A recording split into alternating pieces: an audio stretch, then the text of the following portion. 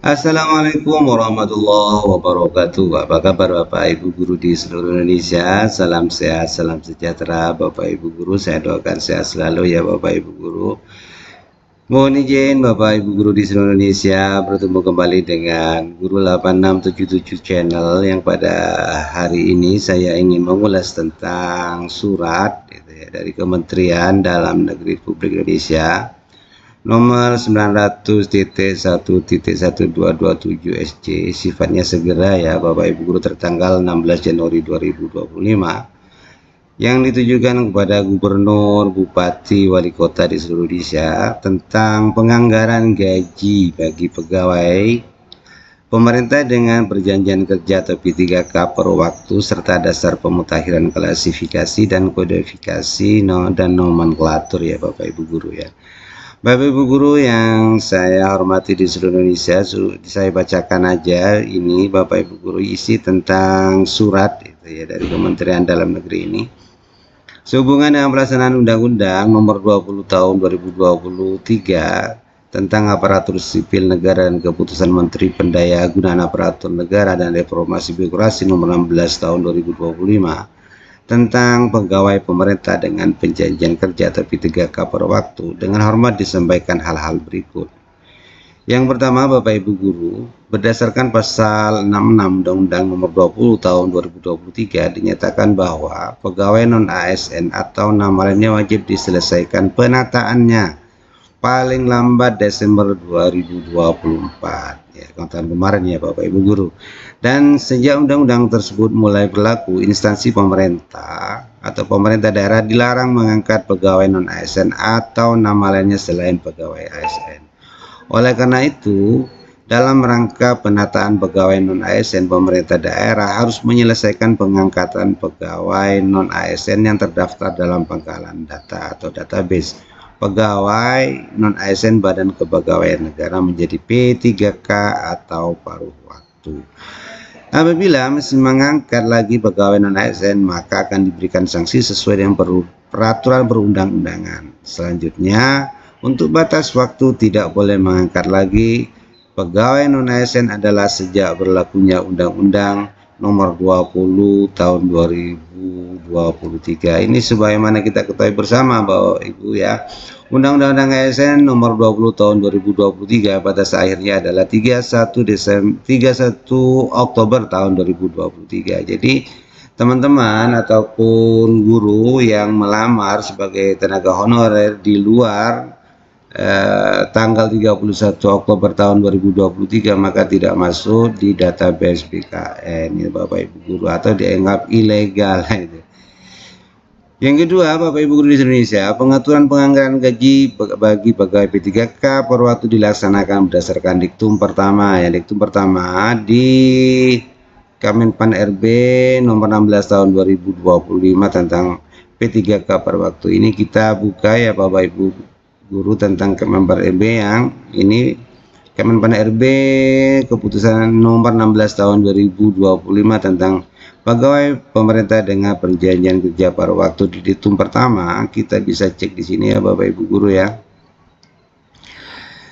Diktum pertama ini Bapak Ibu guru, pegawai pemerintah dengan perjanjian kerja paruh waktu adalah pegawai aparatur sipil negara atau ASN yang diangkat berdasarkan perjanjian kerja dan diberikan upah sesuai dengan ketersediaan anggaran instansi pemerintah. Ketersediaan ya Bapak Ibu guru ya. Kemudian kita lanjut Bapak Ibu guru ya. Yang ini diktum pertama tadi. Diktum ketiga seperti apa? Diktum ketiga Bapak Ibu guru kita lihat diktum ketiga di sini di Kemenpan RB nomor 16 tahun 2025. Ini merinci tentang pengadaan P3K per waktu dilaksanakan untuk mengisi kebutuhan pada jabatan sebagai berikut: guru dan tenaga kependidikan, tenaga kesehatan, tenaga teknis, pengelola umum operasional, operator layanan operasional, pengelola layanan operasional, atau penata layanan operasional. Itu Bapak Ibu guru ya. Jadi guru dan tenaga kependidikan ini berkesempatan yang masuk database BKN itu untuk menjadi P3K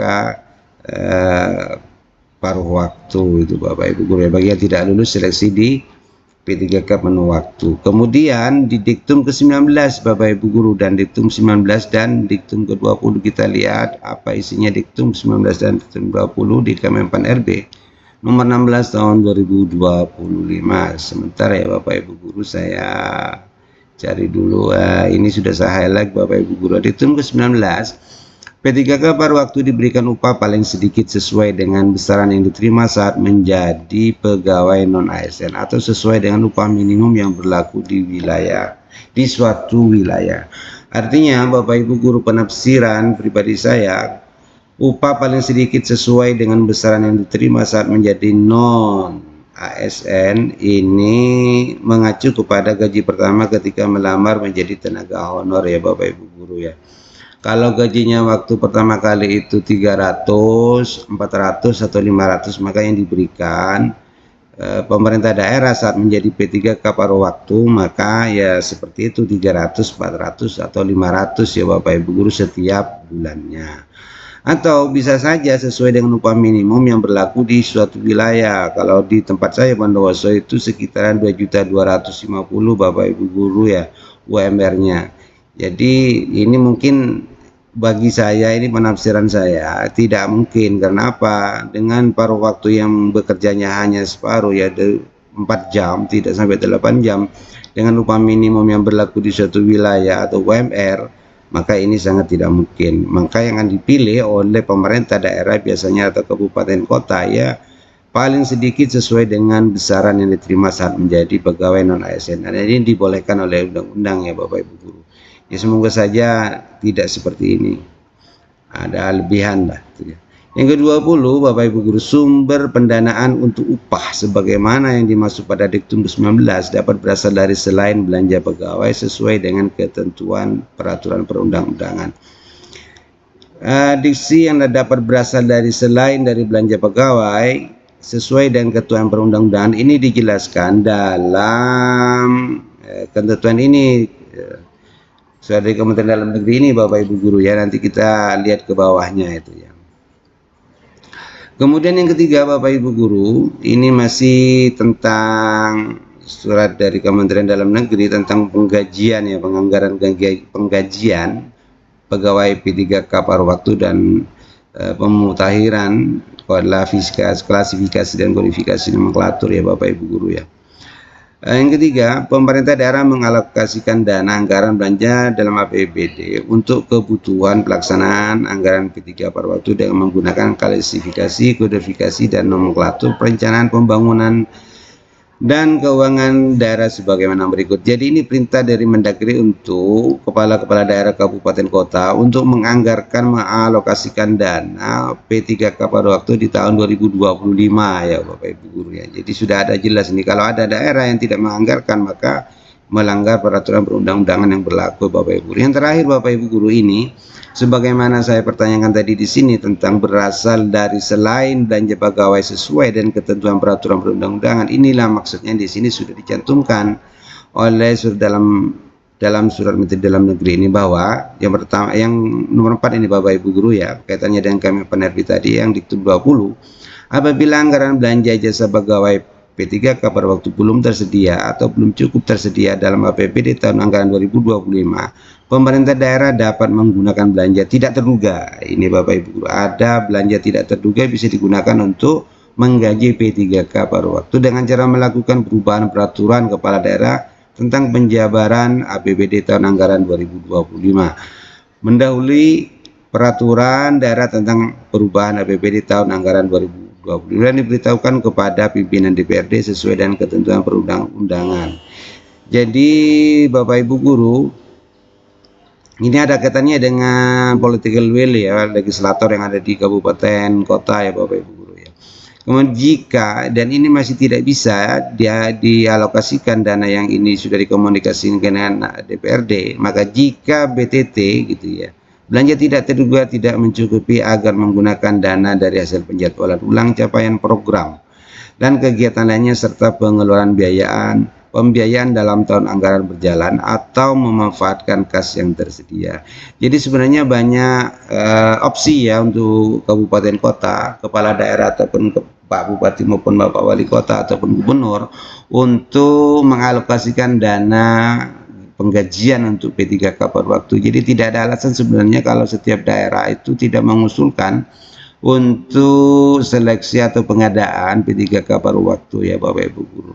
Bapak Ibu Guru di seluruh Indonesia ini demikian untuk menjadi maklum dan diucapkan terima kasih atas Menteri Dalam Negeri PLT Sekretaris Jenderal itu ya. Di tembusannya ini Bapak Ibu Guru ada 13 itu Bapak Ibu Guru ya, bisa dibaca nanti.